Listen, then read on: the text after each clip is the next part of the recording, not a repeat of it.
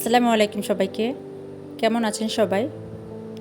আশা করি আল্লাহর অশেষ রহমতে আপনারা সবাই ভালো আছেন, সুস্থ আছেন। আলহামদুলিল্লাহ, আমরাও আল্লাহ পাকের ইচ্ছায় ভালো আছি। আল্লাহ যখন যার যেভাবে রাখে সেভাবে আলহামদুলিল্লাহ বলতে হয়। আলহামদুলিল্লাহ, আমরাও আল্লাহ পাকের ইচ্ছায় ভালো আছি।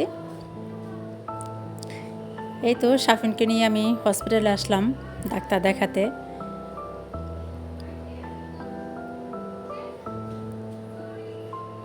সাফিনের ডাক্তার দেখানোটা একটু দেরি হয়ে গেল।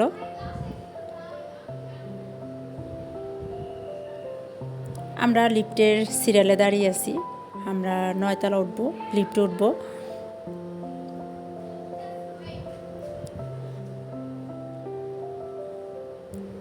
সাফিনের কয়েকদিন যাবৎ খুব অসুস্থ, কিন্তু ডাক্তার দেখাবো করে আর দেখানো হয় নাই।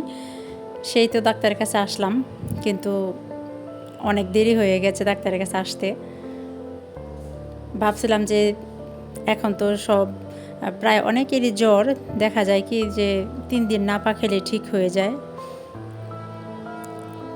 আমিও সেটাই আশা করেছিলাম যে 3 দিন না পা খাওয়ালেই শেষ হয়ে যাবে, সেরে যাবে আল্লাহর রহমতে। কিন্তু না, সাফিনের জ্বরটা দিন দিন বেড়েই চলেছে। তারপরে সেই ডাক্তারের কাছে আসলাম, সিরিয়াল দিয়েছিলাম। সিরিয়াল দেওয়ার পরে ডাক্তারের কাছে আসলাম। অনেক রুগী, আমাদের মতো অনেক রুগী ছিল এখানে, রুগীর শেষ নাই। প্রত্যেক ফ্লোরেই দেখলাম রুগী, অনেক রুগী। আমরা 9 তলা ছিলাম, একটা পাশে ছিলাম এখানে, আরেকটা পাশেও আসার সময় দেখলাম যে কোনো চেয়ার খালি নাই, সব চেয়ারে রুগী বসা। এই তো আমরা আসলাম, ডাক্তার রুগী দেখতেছে, আমরা সিরিয়ালে বসে আছি। যখন ডাকবে তখন আমরা যাব। আশেপাশে শুধু রুগী আর রুগী।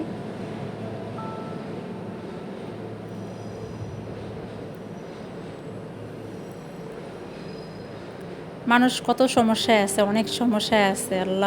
আল্লাহ সবাইকে হেফাজতে করুক, হেফাজত রাখুক। কয়েকজনের সাথে কথা বললাম, মানে বাচ্চাদের যে সেকশনটা সেখানে শুধু বাচ্চারাই, অন্যান্য সেকশনে শুধু অন্য রুগী, সব রুগী এখানে আছে দেখলাম। এক এক তালাতে অনেকগুলো ডাক্তার বসে, এক এক ফ্লোরে। রোগের শেষ না, অনেকের কথাই শুনলাম। রোগ, সবাই অসুস্থ, দেখা যাচ্ছে যে সবাই অসুস্থ।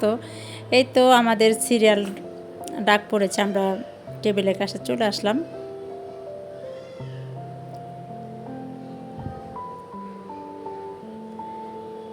এই তো আমরা যাব ভিতরে ঢুকবো, আমাদের সিরিয়াল আসছে।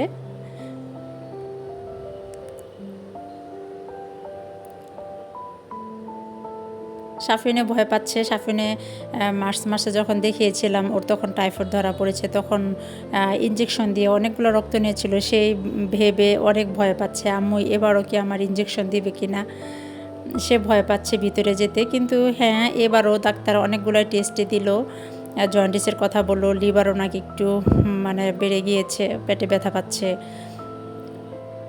টাইফয়েডের কথাও বললো, যেহেতু জ্বরটা 7 দিন হয়ে গিয়েছে, ছেড়ে উঠছে, সেটা বলার কারণে পরে আবার জ্বরের একটা টেস্ট দিল, আবার জন্ডিসের টেস্ট দিচ্ছে, লিভারে ফাংশনের টেস্ট দিছে। দেখা গেল যেটা দেরিতে এসে বিপদেই পড়ে গেলাম। যদি জ্বরটা ওঠার সাথে সাথে যদি আমি চলে আসতাম, তাহলে হয়তো এতগুলো সমস্যার মধ্যে পড়তাম না। একটু ভুলের কারণে কত বড় বিপদ হয়ে গেল। আমার বাচ্চাটা এমনিতেই অনেক ভয় পায়, ইঞ্জেকশন ওষুধ খেতে অনেক সমস্যা করে। আর যদি জন্ডিস হয়, সে তো প্রচুর পানি খেতে বলছে, সে তো পানি খেতেই চায় না।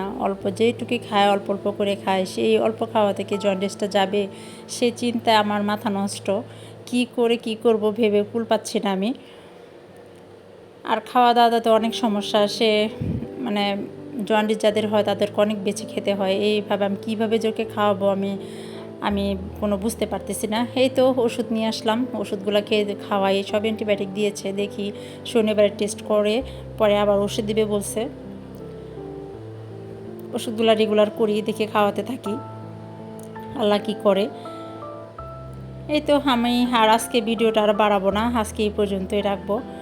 সবাই ভালো থাকবেন, সুস্থ থাকবেন। আসসালামু আলাইকুম সবাইকে, আল্লাহ হাফেজ।